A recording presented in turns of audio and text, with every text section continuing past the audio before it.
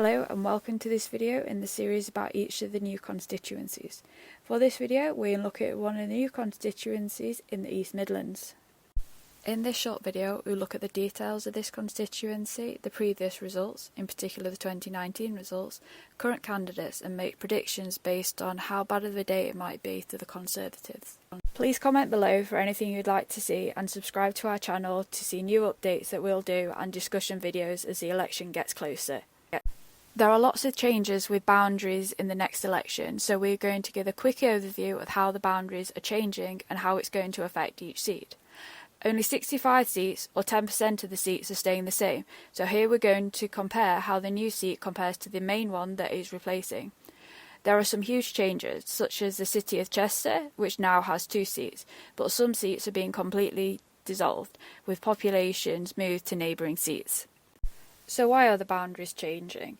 Every so often there are boundary changes to represent the current population movements. Some of them are based on land without any population, and some of them are just because of population, for example new housing estates. 2021 was the census year, which has helped inform these changes. The last major change in the boundaries was 2010. Now let's look at some of the details about the constituency. There are 8 regions in England, with Scotland, Wales and Northern Ireland on a country basis. There are 32 seats in Wales, 57 in Scotland, 18 in Northern Ireland and an average of 60 in each of the English regions. The population can vary hugely.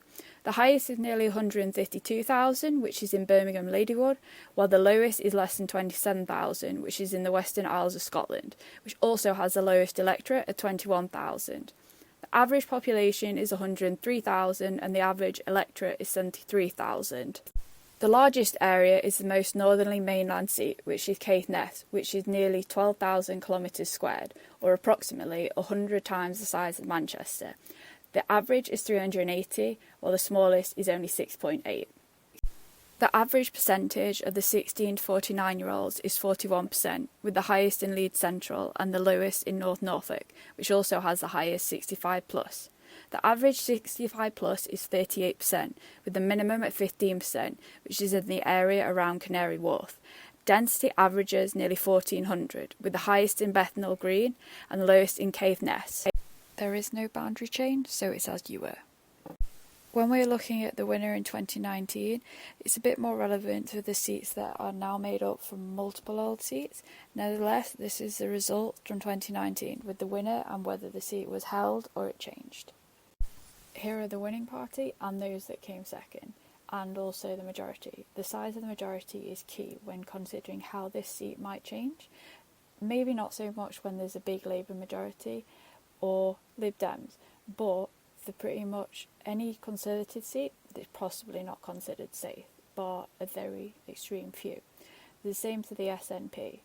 Some of these are really up for grabs, particularly for Labour and the Lib Dems. Here we see the vote share at the last 4 elections for the 5 main parties in England: the Conservatives, Labour, Lib Dem, Green and a combination of Brexit or UKIP. The Brexit UKIP vote was distorted in some constituencies in 2019 because if they were held by the Conservatives in 2017, they didn't stand against them. Nevertheless, we can see the changes that occurred throughout the different elections. This is a list of candidates that are on the ballot paper for this constituency. This is now a finalised list as the deadline to register as a candidate has passed. With this forecast, we predict the seat to be changed. Thank you for watching this video. We hope you learned a lot about the new constituencies. Please subscribe to our YouTube channel, follow us on Instagram and Twitter.